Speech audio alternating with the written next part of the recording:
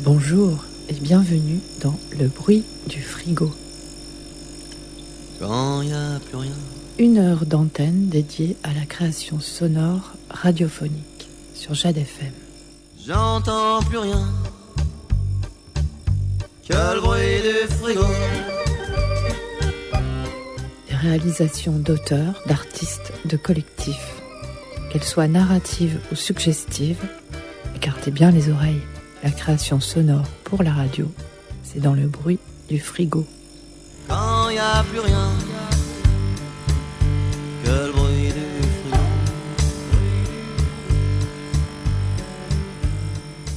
Enfin, il y a bien un poste de radio ici. Ja, Eh ben, allons-y.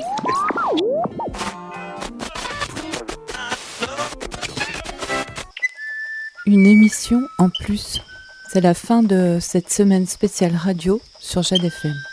Une idée issue des diverses interventions entendues dans le poste. La radio hertzienne a-t-elle un avenir ? Quelle est et sera sa place dans un univers où tout est image ? J'entends plusieurs fois parler de transmédia, d'intermédialité. Ah. Et si on prenait le contre-pied, si on écoutait des vidéos qui parlent de la radio, du son ? Allez, sans plus de justification, on tente l'expérience. Une écoute informelle et tout à fait subjective d'archives, d'extraits ponctués de différentes matières. Le bruit du frigo spécial radio en vidéo avec un S et à la radio, c'est parti.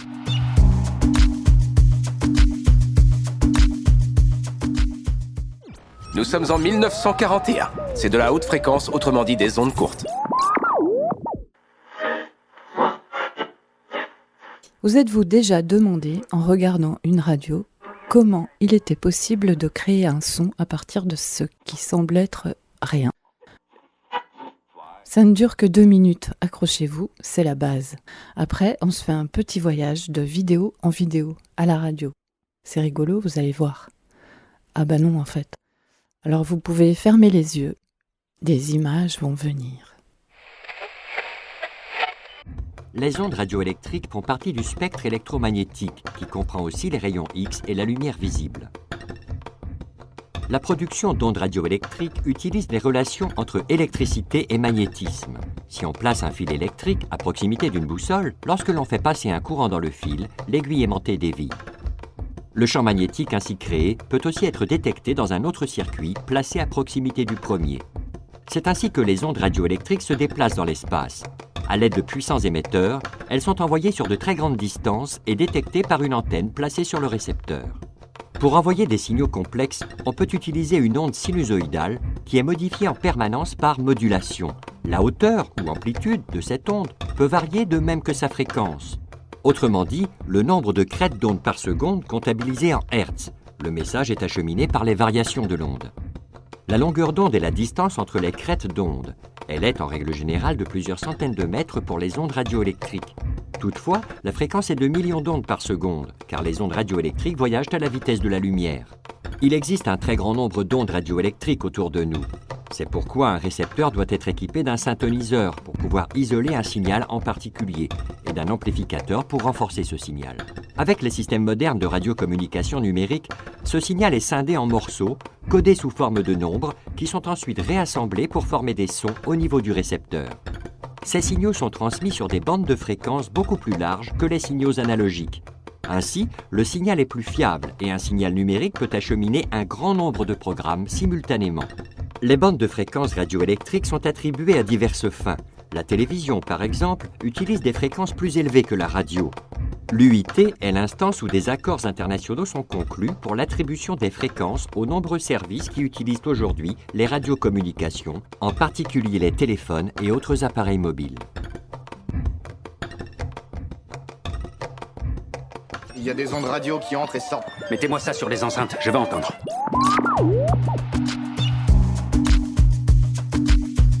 Le 24 décembre 1921, le poste de la Tour Eiffel diffuse sa première émission radio. Voici les voix de ceux qui, pour la première fois, ont parlé sur les ondes. C'est nous qui les avons créés.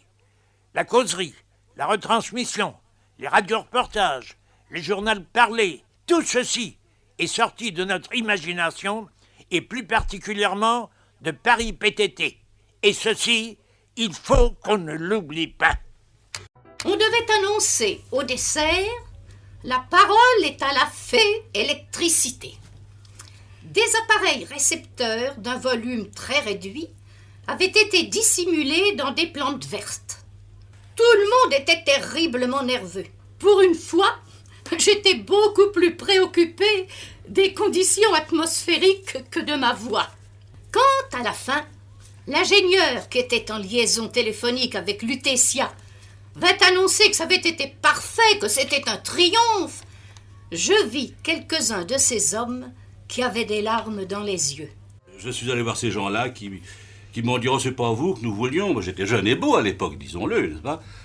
C'est pas vous, on cherchait un vieux comédien à qui on aurait fait plaisir en lui donnant un petit job. Vous avez conservé précieusement le texte de présentation de cette première émission. Nous sommes le 6 novembre 1922, dans le studio de cette cave du boulevard Haussmann.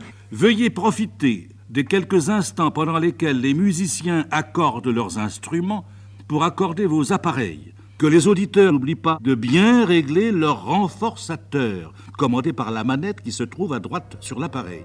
C'était, tenez-vous bien, une modeste cabane en bois. Quand il pleuvait, c'était inabordable. Et partout, d'immenses écriteaux « Attention, danger de mort ! Attention, danger de mort !» Quand on rentrait là-dedans, on croyait que sa dernière seconde était arrivée. L'intérieur de ce studio était d'une simplicité héroïque. Les murs de bois, bien entendu, ornés d'autant de poussière que d'accros. Le micro était placé sur une table de cuisine. Non, mais le matériel, il n'y avait rien, c'était toute de l'improvisation. On avait placé le micro sur une éponge en caoutchouc. Voilà comment nous avons débuté.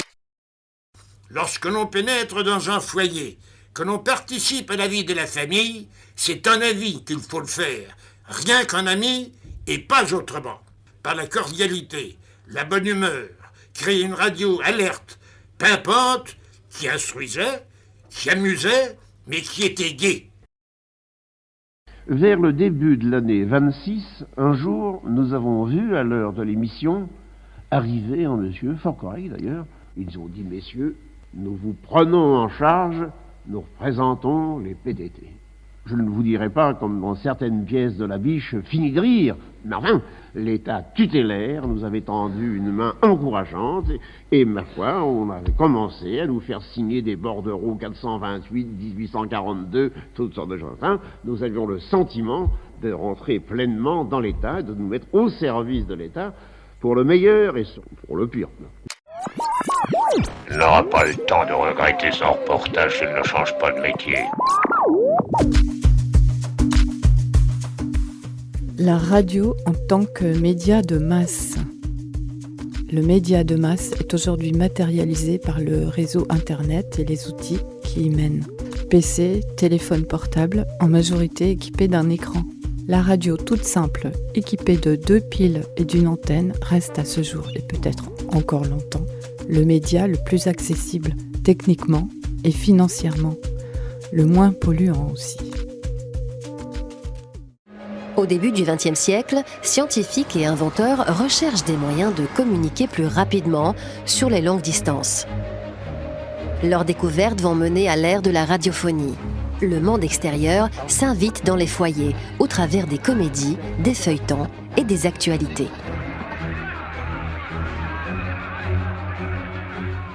L'inventeur, Guglielmo Marconi, est fasciné par les ondes invisibles et la façon dont elles se déplacent. Guglielmo Marconi est l'un des pères fondateurs de la radio. C'était un inventeur italien. Pour autant, ce n'est pas lui qui l'a inventé. Son véritable inventeur, c'est James Clerk Maxwell, qui a posé le postulat que des ondes électromagnétiques se déplacent à la vitesse de la lumière. Marconi et d'autres ont eux découvert comment transmettre un signal sur ces ondes.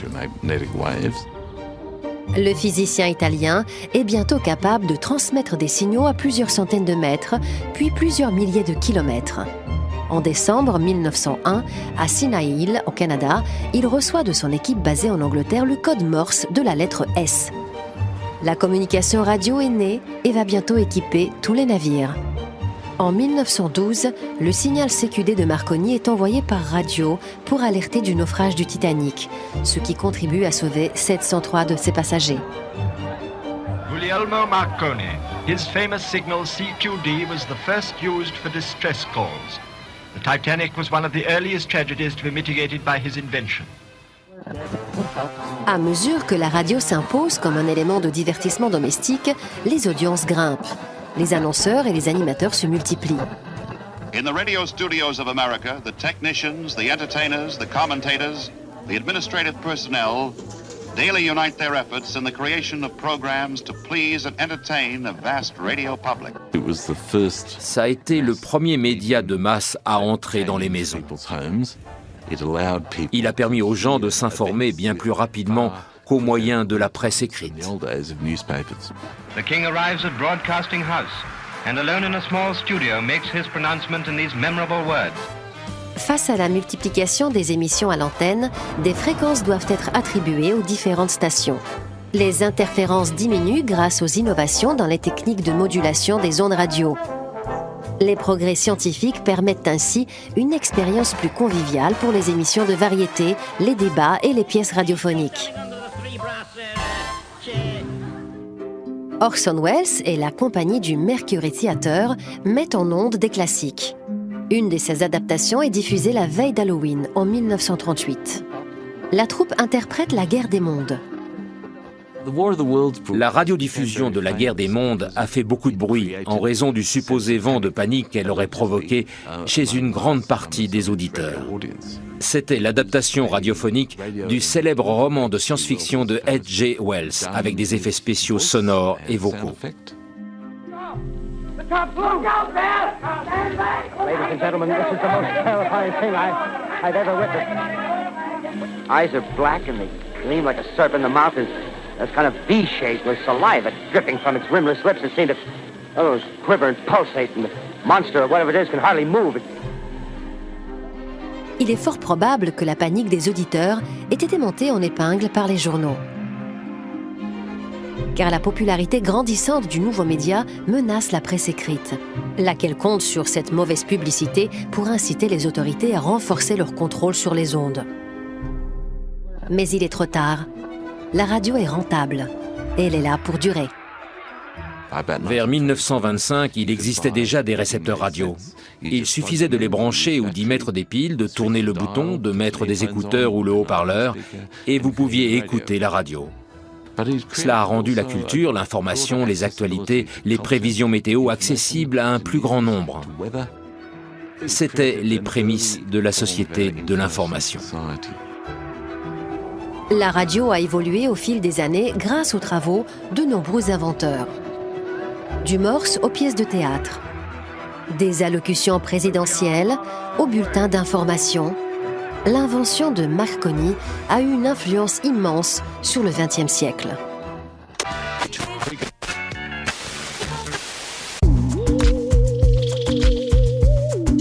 « 5 juillet 1982, le journaliste Jean-Bernard Hebey fait un bilan sur les radios libres, avant la loi qui doit en régir l'existence. Archive INA, l'Institut national de l'audiovisuel.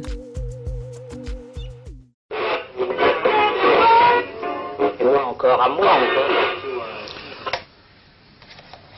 En 1981, des transistors à peu près identiques à celui-ci, il y en avait 55 millions en France, dont 70% étaient équipés de la modulation de fréquence. Avant, la radio, ça s'écoutait en famille, ça s'appelait le poste, la TSF. Après l'apparition du transistor, la communication s'est terriblement simplifiée. En instaurant le monopole, à la Libération, de façon à protéger la radio d'intérêts privés, l'État confisquait à son seul profit le droit à la parole, condamnant par la même occasion les candidats à l'expression radiophonique à être des hors-la-loi. C'est ainsi que se sont créées les stations dites périphériques. Europe numéro 1, RTL, Radio Monte-Carlo, Sud Radio et autres. Périphériques car leurs émetteurs sont situés hors des frontières françaises. Situation parfaitement hypocrite, l'État contrôlant en partie ces stations par l'intermédiaire de sociétés comme la Sophie-Rad, Havas ou Hachette. Sur le territoire national, France Inter, France Culture et France Musique étaient les seuls autorisés à se servir de la modulation de fréquence. C'est en réaction à cet état de fait qu'en 1976 apparaissent les premiers desperados de la communication, les premières radios pirates, favorisées par l'arrivée sur le marché d'un matériel à bas prix et venu d'Italie. Essentiellement contestataires, elles sont interdites, brouillées, saisies, poursuivies. Ce n'est qu'à partir du 10 mai 81, qu'à de rares exceptions près, elles seront tolérées, en attente de la loi. Conséquence logique et immédiate, la France entière radiote. Même Radio France se lance dans la bagarre, avec Radio 7, Radio Bleu, Melun FM, Fréquence Nord ou Radio Mayenne. Et d'autres suivront. Désormais, il suffit théoriquement de créer une association pour pouvoir s'exprimer par voie d'onde dans le cadre d'une législation ayant d'ores et déjà exclu la publicité de marque comme mode de financement.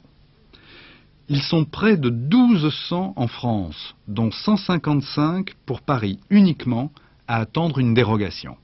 Choix technique, en fonction des fréquences disponibles, choix économique, après examen des modes de financement, ou choix politique, c'est la commission Holo qui sera chargée d'émettre un avis, favorable ou non, avant que les ministères de la communication et des PTT n'accordent une fréquence à titre précaire. En distribuant près de 1000 fréquences d'ici à janvier 83, on peut penser que toutes les tendances religieuses, morales, sociales, culturelles et politiques auront accès à ces nouveaux médias. Mais il ne faudrait pas que la chasse au public écrase un mouvement né d'un formidable besoin de communication. Besoin d'autant plus fort qu'il a été réprimé très longtemps. Il est 20h. Vous venez de quitter l'hôpital après une bonne journée de travail. Vous rentrez à la maison. La radio. J'écoute la radio. On zoome avec les oreilles sur un acteur de l'ombre, un professionnel indispensable à toute fiction sonore. Bertrand Amiel est bruiteur à Radio France, comme son père avant lui. Avec sa bouche et divers objets habilement détournés, il donne vie aux fictions radiophoniques. Les portes qui claquent dans votre casque, les lions qui rugissent et la neige qui crisse, c'est lui. On se retrouve dans 4 minutes 33 secondes.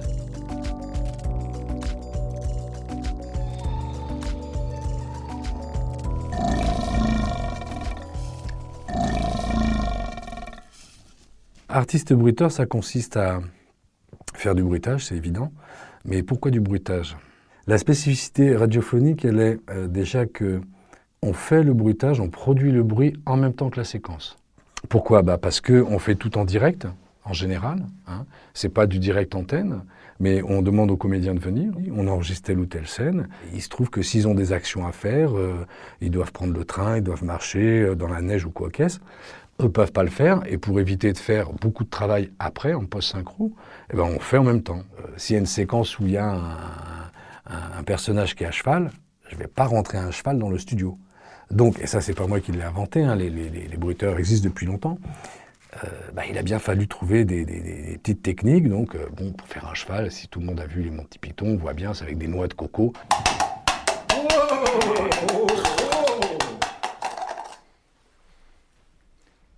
Thank you. On peut avoir des petites noix de coco, des grosses noix de coco, les remplir, mettre du tissu. On peut même le faire avec autre chose que des noix de coco. Là, c'est la spécificité du bruiteur, puisque le bruitage, pour moi, c'est pas apprendre à faire quelque chose avec tel objet, c'est savoir pourquoi on doit faire cette chose. J'en reviens toujours, mon père le disait, et tant que c'est vrai, je continuerai à le dire. Par exemple, pour faire un bruitage simple, une porte. Un personnage part, il ouvre la porte, il s'en va, il ferme la porte. Est-ce que le personnage, quand il s'en va, il est nonchalant ? Est-ce qu'il est amoureux ? Il vient d'embrasser sa copine ? Est-ce qu'il est fâché ? Et pour le coup, la porte, il ne l'ouvre pas et il ne la ferme pas de la même manière. Ce qui est vraiment fondamental, c'est de pouvoir se coller à l'intention du personnage.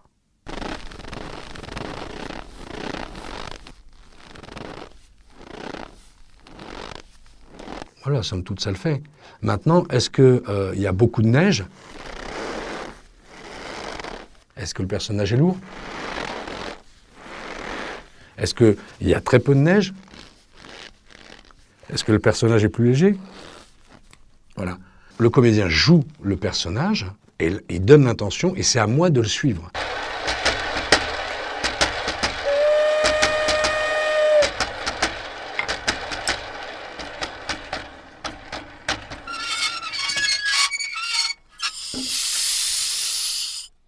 Là, on a vraiment l'image du train.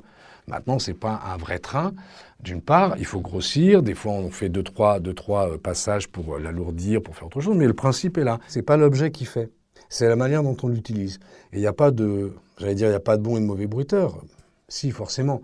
Mais quand on est tous bruiteurs, on a tous une manière différente d'aborder les choses, d'utiliser, par exemple, le même instrument, le même objet, mais d'une manière un peu différente. L'intérêt pour moi, ce n'est pas d'amener le plus de choses possible. C'est d'amener la chose qui fonctionne. Et pour ne pas amener les choses trop en grand nombre, il faut pouvoir utiliser tel objet de manière différente.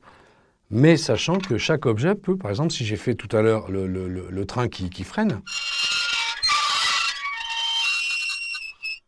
d'accord ? Mais si je fais juste, ça peut être une porte, une grille. Voilà. Donc déjà, tu vois, on s'est écarté du train. Quand j'ai un objet, j'essaie d'en faire le tour et de faire en sorte qu'il puisse me servir à faire plusieurs choses. Tous les coups de frein. Ou dans le parking quand tu essaies de te garer. Voilà.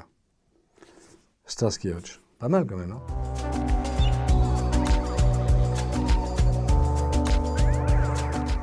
On parle du présent et de l'avenir pour clore cette émission spéciale radio. Vous allez entendre un parcours rapide et encore une fois subjectif. Je ne pouvais pas vous diffuser les presque 2 heures de cette table ronde du mercredi 25 janvier dernier, organisée par la Commission de la Culture, de l'Éducation et de la Communication. C'était donc il y a à peine un mois au Sénat. Et le thème ce jour-là était « L'avenir de la radio à l'heure du DAB+, la radio numérique terrestre ». Un long échange entre les sommités de la profession. Laurent Lafont, sénateur, président de la commission. La radio est le média préféré des Français, celui qui les accompagne dans leur vie quotidienne, dès le matin et souvent tard le soir également. La radio est aujourd'hui confrontée à la concurrence des nouvelles offres comme les plateformes de musique en ligne et les services de podcast. Elle doit continuer, bien entendu, à se moderniser, ce qui pose la question de ses modes de diffusion. L'AFM a démontré sa pertinence depuis une quarantaine d'années, mais cette technologie a également montré ses limites avec une qualité d'écoute inégale, une disponibilité des fréquences insuffisante et un coût de diffusion important. Alors que les recettes des radios sont donc orientées à la baisse, leurs postes de dépenses ne sont pas épargnés par la hausse des coûts.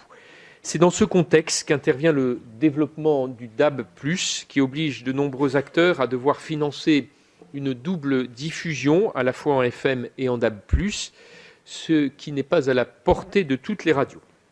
Pour essayer de nous projeter à l'horizon de 2030 ou 2035, est-ce que nous devons considérer que le DAB+ constituera toujours d'ici là un mode de diffusion complémentaire, ou bien devons-nous partir du principe que la radio numérique est appelée à se substituer à l'AFM ?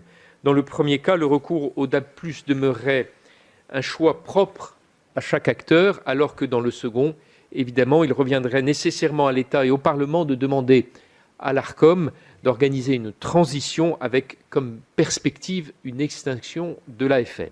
La plupart des Français semblent ignorer l'existence même de la radio numérique qui pourtant s'impose dans les voitures comme l'avenir de la radio. Dans notre esprit, c'est l'appropriation par une très large majorité de Français de cette technologie qui pourra, in fine, poser la question de l'arrêt de l'AFM. Nous en sommes donc assez loin. Roche-Olivier Mestre, président de l'ARCOM. Vous savez combien ce média nous est cher à l'ARCOM, mais cher à titre personnel. Je dis souvent que c'est le média du cœur, et vous l'avez dit dans votre propos, c'est un média qui est plébiscité par les Français. 40 millions de Français écoutent tous les jours la radio. C'est un média de masse très puissant, et c'est surtout l'un des médias auxquels les Français font le plus confiance. On croit ce qu'on entend à la radio, peut-être parfois à tort, mais on fait confiance à ce média, ça ressort très nettement de toutes les enquêtes d'opinion. C'est un vecteur de lien social très très important, et on l'a vu pendant la pandémie, y compris au niveau local, et il faut d'ailleurs tirer un coup de chapeau aux radios associatives. La fonction de service de la radio est aussi une fonction très, très importante. C'est en même temps un média qui mérite notre attention collective parce qu'il est interrogé, on le sait, vous l'avez souligné. Et puis, les mesures d'audience montrent tout de même quelques points de vigilance, même si on observe de fortes disparités entre les acteurs, tout en relevant que c'est un média qui a aussi, comme toujours au fil de son histoire, des 100 ans de son histoire, une capacité de rebond formidable du fait du capital qui est le sien. D'abord en sachant s'adapter aux usages, et le mouvement du podcast, qu'il s'agisse de replay ou de podcast natif, ouvre un nouvel horizon. De même que les transformations technologiques, et j'en viens très directement au DAB+, sont une perspective d'avenir importante pour ce média. Et c'est la raison pour laquelle l'ARCOM a souhaité donner un coup d'accélérateur au déploiement du DAB+, puisque la France était en retard par rapport à ses voisins, à la fois pour construire et contribuer au futur de la radio, mais aussi en partant d'un constat qui est la saturation, et je le vois quotidiennement, la saturation de la bande FM. Il suffit de regarder à chaque appel à candidature que nous faisons sur la bande FM, les choix cornéliens auxquels nous sommes confrontés, parce que, bien évidemment, il y a beaucoup d'appelés sur les fréquences éventuellement disponibles et très peu d'élus, puisqu'il y a très peu de fréquences. L'heure de la promotion du DAB+, est devenue cruciale. Il faut faire connaître le DAB+, aux Français. Il faut faire de la pédagogie sur le DAB. Il faut généraliser l'équipement, et donc ça, je pense que ça peut croiser le chemin du Parlement, le cas échéant. Donc vous savez que tous les véhicules qui entrent en circulation aujourd'hui sont automatiquement équipés de la puce correspondante. Donc là, le renouvellement du parc automobile, qui est un point important pour la radio, puisque l'écoute en mobilité est très importante, va s'accélérer. 90% des voitures neuves, donc immatriculées en 2021, proposaient un récepteur DAB+, en série. Mais il faut aussi que les récepteurs individuels à domicile soient équipés de cette puce. Et je pense que l'obligation pourrait être posée maintenant pour les matériels d'entrée de gamme, qui permettent d'accéder à la radio, d'avoir l'obligation de disposer de cette technologie. Il faut aussi prendre en compte les contraintes économiques des acteurs. Alors, il y a une réforme qui est en cours, s'agissant notamment des radios associatives et du fonds de soutien à l'expression radiophonique, avec un mécanisme de bonus qui est mis en place par le ministère de la Culture. On avait beaucoup insisté sur ce point, vous vous rappelez, Monsieur le Président, y compris devant vos commissions à plusieurs reprises, pour plaider sur cet accompagnement-là. Point qui me paraît central, il faut moderniser, je sais que ce point ne fait pas toujours consensus, mais il faut moderniser la mesure de l'audience en matière de radio. Si on veut regarder les problèmes en face et trouver les bonnes solutions, il faut nommer les problèmes, il faut dire les choses. Et donc il faut absolument s'engager dans une modernisation. Médiamétrie y est disposée, y travaille. C'est l'intérêt du secteur. En tout cas, nous y sommes pour notre part tout à fait favorables pour bien mesurer des usages nouveaux, je pense au podcast, ou des technologies nouvelles, je pense au DAB+. Donc je pense que là, probablement un petit peu tôt pour fixer une date, mais je crois qu'il faut quand même engager cette réflexion, et je salue vraiment votre initiative pionnière, si je puis dire, de poser aujourd'hui cette question. Sybille Veil, présidente directrice générale de Radio France.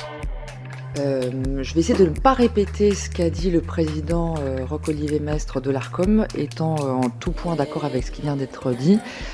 Vraiment, je vous remercie d'avoir eu l'initiative de cette table ronde, parce que ce sur quoi on discute ce matin, pour moi, c'est vraiment de l'avenir de la radio et de sa place dans les usages audio de demain. Je pense que c'est vraiment ça l'enjeu de fond que l'on discute ce matin.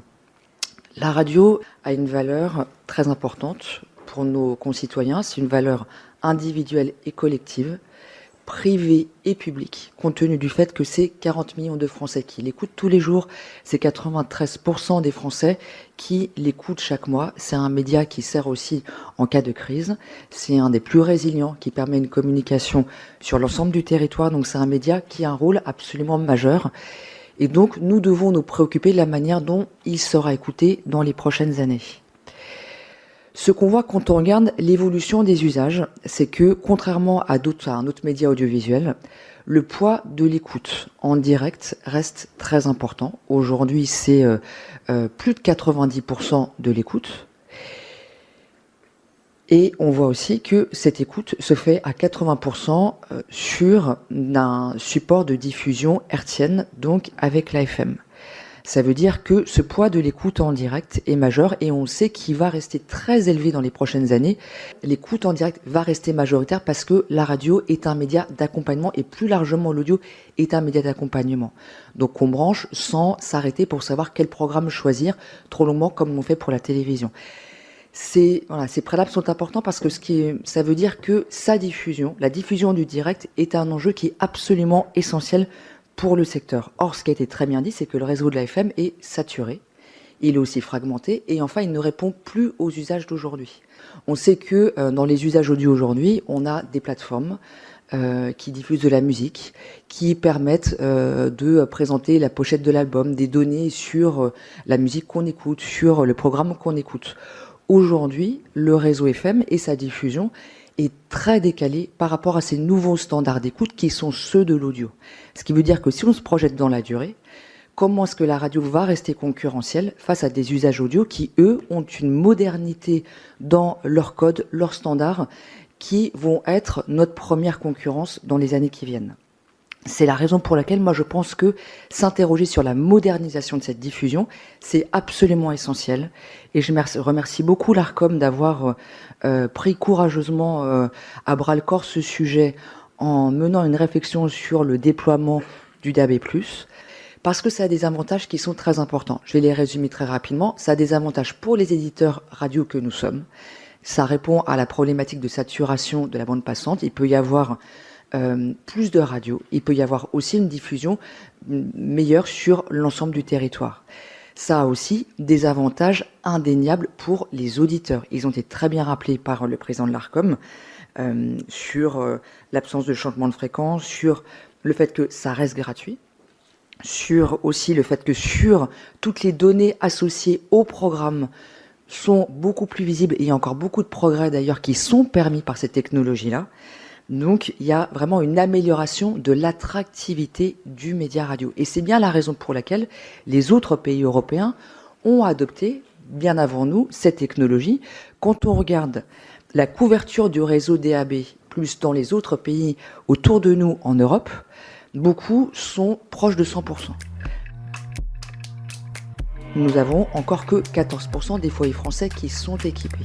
Ce qui veut dire qu'il y a vraiment un enjeu d'adoption de cette nouvelle technologie et de savoir ce que le secteur veut faire pour qu'elle s'adopte, pour qu'elle soit réellement adoptée. Je pense que c'est très important parce que nous devons nous interroger sur les conditions de transition entre l'AFM et le DAB+, ne serait-ce que pour des raisons économiques.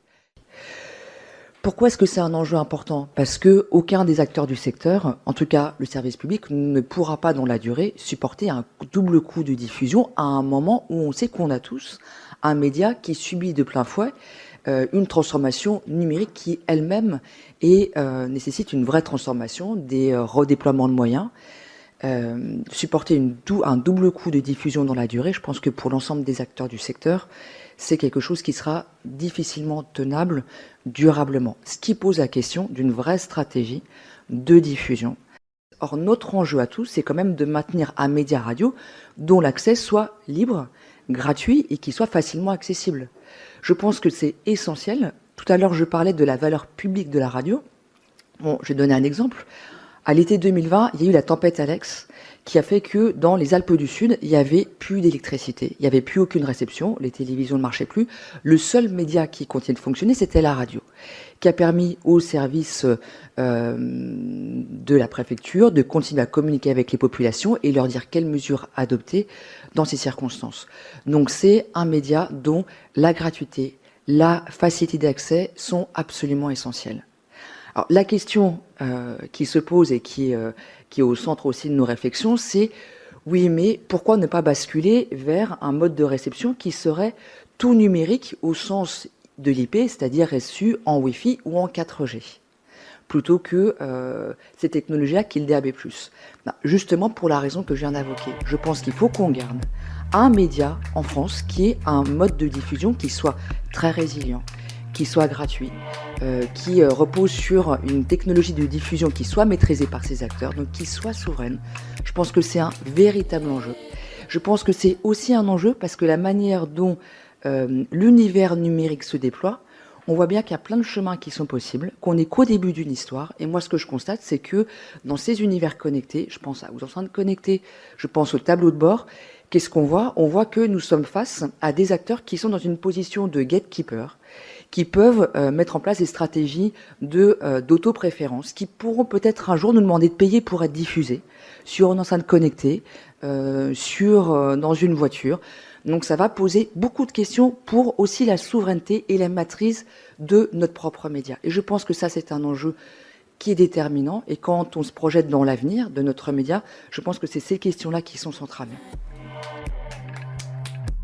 Constance Benquet, présidente du bureau de la radio et de Lagardère News. Alors, je vais très rapidement vous rappeler ce qu'est le bureau de la radio. C'est une association qui représente les intérêts des 4 groupes de radios privées, M6 avec RTL, RTL2 et Fun, Énergie avec Énergie, Chéri FM, Nostalgie et Rire et Chanson, Altis Média avec RFM et BFM Business, et enfin Lagardère avec Europe 1, RFM et Virgin. Les radios du BRDR représentent près d'1 auditeur sur 2 en France et les 3/4 du marché publicitaire privé. Elles emploient aujourd'hui partout en France plusieurs milliers de salariés, que ce soit des animateurs, des journalistes, des techniciens, des commerciaux, et enfin des centaines d'implantations locales partout en France. Le DAB+, on en est convaincus, nous les radios privées, c'est très important pour la modernisation de la radio. Nous y sommes tous engagés. Cependant, c'est vrai, cela tombe à un moment compliqué pour le marché publicitaire et donc pour nous, radios privées, pour nos financements. Ce que nous pensons, nous, les radios privées, c'est qu'il est un petit peu tôt pour un calendrier, enfin en tout cas pour l'arrêt progressif de l'AFM, tant qu'il n'aura pas été répondu de manière précise, pour nous, à 4 conditions qui nous semblent obligatoires, vraiment obligatoires. La première, c'est de dupliquer la couverture FM, y compris le local, sur le réseau DAB+, et que si l'on va vers une substitution, il ne faut en aucun cas, c'est très important pour nous, renoncer à l'implantation de nos programmes locaux. Deuxième condition, la stabilisation d'offres d'opérateurs disponibles. Aujourd'hui, on a parlé beaucoup de financement, donc c'est vrai que par exemple à Paris, il y a aujourd'hui 100 radios. Donc quand il y a 100 radios, il y a une dissolution des sources de financement. Donc ce que nous préconisons, c'est d'accorder les fréquences disponibles en priorité aux opérateurs existants. Troisième condition obligatoire pour nous pour évoluer vers la DAB+, s'assurer que tous les Français aient un récepteur DAB+, pour le capter. Tu as parlé, Sybille, de liberté, mais peut-être avant la liberté, il y a l'accessibilité qui est essentielle. Et enfin, quatrième condition qui nous semble obligatoire, c'est évidemment quel est l'engagement réel de l'État à nos côtés. Quand je parle d'engagement, je parle d'accompagnement aussi. Aujourd'hui, à terme, le DAB+, pour les radios privées, quand je dis à terme, c'est dans les 5-6 ans, ça va nous coûter plus d'1 million par radio. À l'heure où, comme je l'ai dit tout à l'heure, le financement de nos radios est essentiellement fait par la publicité, dans un marché qui souffre. Donc il est très clair que nous avons besoin, pour aller un peu plus loin sur le DAB+, d'une aide très précise de l'État. Nous avons réellement besoin d'être accompagnés par les pouvoirs publics pour avancer. Voilà. J'ai été courte. Mais claire. Voilà, j'espère. Christophe Schalk, président du syndicat des radios indépendantes. Je représente le CIRTI, qui est le syndicat effectivement des radios indépendantes françaises, des radios qui souvent ont été créées au début des années 80. Elles sont 170 aujourd'hui à être fédérées au sein de notre structure, et il se trouve qu'à l'heure actuelle, nous faisons le tour de France de nos adhérents. Lyon hier, Bordeaux la semaine dernière, et la question du DAB+ nous est posée toujours. C'est une préoccupation réelle pour les acteurs que nous représentons, mais j'y reviendrai. Nous touchons au travers de ces 170 stations 7 millions d'auditeurs tous les jours. Je ne vais pas redire, ça a été dit, à quel point la radio est importante. La période de crise sanitaire que nous avons traversée a prouvé plus que jamais quel rôle nous remplissons depuis la création de nos stations il y a 40 ans. Pour sourire un peu, nos radios étaient peut-être un peu considérées sur les territoires qu'elles couvrent comme les médias de papa. Mais il se trouve que le fabriqué au bout de la rue est redevenu très tendance, et nous sourions parce qu'on a toujours été fabriqué au bout de la rue, et aujourd'hui on est considéré comme étant vertueux, c'est vrai, et ça l'est depuis la création de nos stations. Tous nos adhérents vivent exclusivement et à 100% de la publicité qu'ils commercialisent et de l'exploitation de leurs supports audio et digitaux. Et donc cette double diffusion a un vrai coup depuis 9 ans. Certains de nos adhérents commencent à ne plus y croire et à baisser les bras. Il est donc, pour anticiper la réponse à la question que vous posiez tout à l'heure, oui, important dès à présent de les accompagner et de fixer un cap, mais j'y reviendrai ça aussi. Donc 9 ans de parti pris pour nous en matière de défense de DAB+, pour une raison principale, et Sybille Veil le rappelait tout à l'heure, la souveraineté de notre diffusion est stratégique. On l'a vu récemment avec des bras de fer entre des opérateurs de télévision. Nous ne voulons pas vivre ça. La FM nous a permis d'être souverains en matière de diffusion. La création récente d'une belle expérience qui s'appelle Radio Player va également en ce sens. Nous ne dépendons de personne. Nous sommes chez nous avec l'ensemble des acteurs de la région, de la profession, on ne l'a pas dit encore. Donc le DAB+ nous permet aussi de rester maître de notre diffusion. C'est effectivement essentiel, et nous ne voulons pas dépendre des fournisseurs d'accès Internet qui souvent sont logés ailleurs qu'en France, vous le savez bien. Voyons le verre à moitié plein parce qu'il l'est. La radio reste puissante, à nous de faire ce qu'il faut en termes de programme et de mode de diffusion pour qu'elle le reste demain. Et en tout cas, nous, on est convaincus du fait que pendant quelques années encore, 5, 10, 15, 30 ans, 50 ans, certainement, la radio continuera à fonctionner si on est capable de prendre les virages face auxquels nous nous trouvons maintenant. L'extinction de la FM évidemment se posera un jour. Aujourd'hui, bien entendu, le déploiement du DAB+ n'est pas mature. Pour autant, on l'a rappelé, la diffusion en DAB+ est particulièrement vertueuse en matière de consommation d'énergie. Et ces doubles coûts de diffusion, si nous pouvons effectivement nous en passer dans 10 ou 15 ans, nous applaudirons dès demain. Donc je ne voudrais pas que nous soyons considérés comme étant réfractaires à l'arrêt de la FM. C'est simplement une question de calendrier, et il faut que nous en parlions, bien entendu. Et oui, je le redis et je m'arrête après cela, l'accompagnement de nos adhérents, acteurs dans le domaine du DAB+, depuis bientôt 10 ans, je le disais, et maintenant nécessaire avec un cap que nous partageons avec l'ensemble des acteurs. Emmanuel Bouterin, président du syndicat national des radios libres. Votre institution, Monsieur le Président, au travers de vos collègues, a toujours été très attentif aux radios locales, et notamment aux radios locales associatives depuis 1981, parce que nous sommes, comme vous, sur les territoires. Les radios associatives, ce sont 700 très petites entreprises, de 1 salarié jusqu'à 8, 10 salariés, très implantées donc sur les territoires, et nous sommes en effet très résilients et très efficaces, notamment en cas de crise. D'où l'intérêt d'ailleurs de la poursuite de la diffusion par voie hertzienne, qu'elle soit en FM ou qu'elle soit aujourd'hui en DAB+. Donc ce sont 700 opérateurs, 2400 salariés, très résilients et très actifs sur les territoires, 1,4 million auditrices et auditeurs fidèles. Et nous avons depuis longtemps abordé le virage du numérique. On a commencé nos premières expérimentations, certains d'entre vous s'en souviennent ici, à notre siège social à l'époque, qui était la tour Pleyel, finalement, la tour Philips, qui est actuellement en rénovation, au cœur du département de la Seine-Saint-Denis, avec le soutien de la Deutsche Welle et de l'université de Shanghai. Et c'était une aventure extraordinaire où nous avons commencé à expérimenter certaines normes de diffusion. D'abord le DRM, et puis ensuite nous avons bifurqué très vite sur le DAB+, et nous avons lancé à Nantes le premier, avec le soutien du Conseil supérieur de l'audiovisuel à l'époque, le premier multiplex, qui comprenait d'ailleurs un service du service public sur la région nantaise, qui émet d'ailleurs depuis 2010 et qui a été régularisé et régulé depuis au fur et à mesure de notre histoire. Nous avons donc toujours milité et nous avons toujours été convaincus, que ce soit au plan national ou sur les territoires, de la nécessité de la modernisation de la diffusion, tout simplement pour une question comme mes collègues l'ont parfaitement rappelé, maintien et accroissement de la diversité des éditeurs, des radios, accroissement du potentiel d'auditrices et d'auditeurs, et également un confort d'écoute incomparable, y compris par rapport à la FM.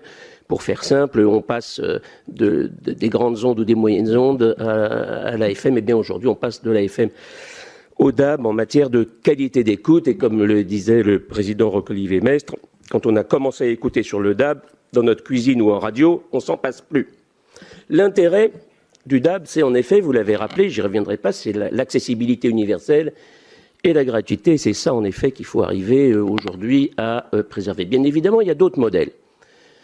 Il y a d'autres modèles et on sait que certains poussent vers, notamment les GAFA et leurs filiales, vers le tout IP. C'est donc pour nous, pour tout le monde, un défi industriel sur lequel il faut se pencher et qu'il faut réussir quels que soient les chemins qui seront suivis vers l'IP, vers le DAB, vers la diffusion par voie hertzienne. Et il y a peut-être d'autres voies également.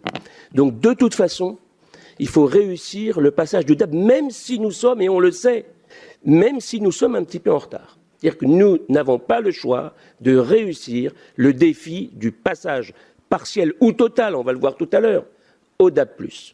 D'abord parce que c'est un défi sur la diversité des éditeurs, sur la qualité d'écoute pour les auditeurs et les auditrices, les éditeurs, j'ai dit en premier, et puis ensuite parce que c'est un défi industriel. Nous avons un défi de l'équipement des ménages et de l'équipement évidemment en mobilité, je parle des véhicules ici, qui est considérable. C'est un marché de plusieurs milliards d'euros, il faut arriver à remplir ce défi. Pour réussir ce défi, comme mes collègues l'ont expliqué, il faut accompagner les éditeurs, quels qu'ils soient.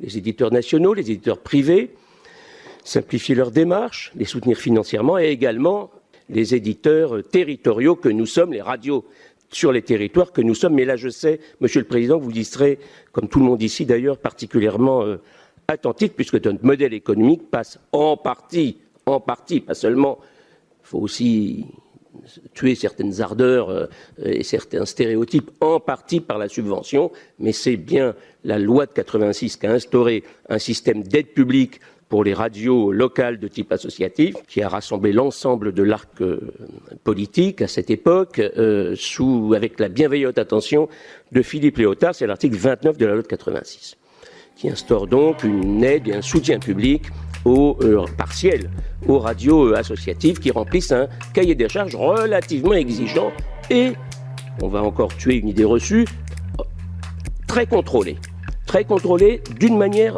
ou d'une autre. Nous ne pouvons donc plus reculer au regard du défi industriel que nous devons relever aujourd'hui. C'est amorcé.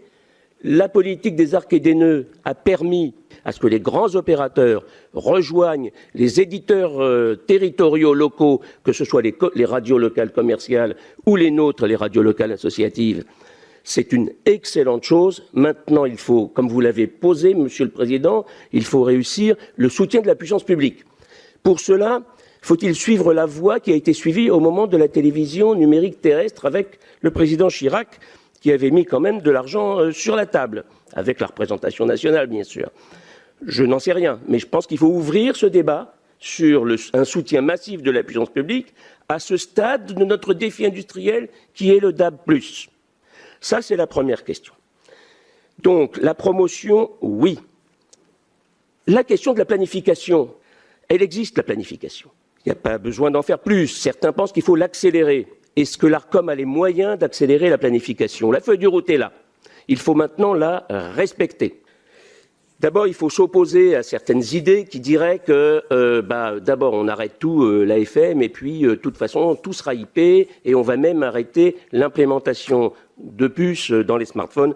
Ça, c'est des idées qui sont poussées notamment par le GAFA. Il faut arrêter cette histoire parce qu'il faut maintenir cette opportunité aux opérateurs de faire ce qu'ils ont envie de faire. Et on laisse à ce niveau-là le marché travailler comme il se doit, en fonction des appétences et des intérêts de chacun. En revanche, aujourd'hui apparaît, depuis longtemps d'ailleurs, la 5G broadcast, dont la responsable sur la bande UHF, dont la responsabilité ne relève pas de l'ARCEP, mais relève de l'ARCOM. Et là, Monsieur le Président, je me permets de signaler qu'il y a un gisement de diffusion broadcast pour l'ensemble des opérateurs, pas seulement les opérateurs territoriaux, mais ça pourrait nous aider aussi, nous, en tant qu'opérateurs territoriaux, sur l'activation ou une étude concernant la 5G broadcast sur les smartphones. J'en ai terminé et je répondrai volontiers à l'ensemble de vos questions sur ce défi industriel, Monsieur le Président. Merci. Alors, il y a pas mal de questions du reste. Je vais commencer par celle de notre rapporteur. Je vous invite à écouter l'entièreté de cette restitution si le sujet vous touche, en lien sur YouTube et le compte Facebook du Sénat. Pour les amateurs de l'Internet et de la radio, cette émission spéciale du bruit du frigo ainsi que les liens vers toutes les vidéos seront mises très vite en ligne sur notre site jadefm.fr. Sur ce, au plaisir de vous retrouver un dimanche par ici, sur le 997, voilà, à midi pour de nouvelles aventures sonores et uniquement sonores. Bon dimanche. La liste des fréquences disponibles est placée ici. Donc il vous suffit de commencer par indiquer la fréquence que vous allez choisir et ensuite de l'utiliser comme un émetteur-récepteur normal. C'est quand même beau.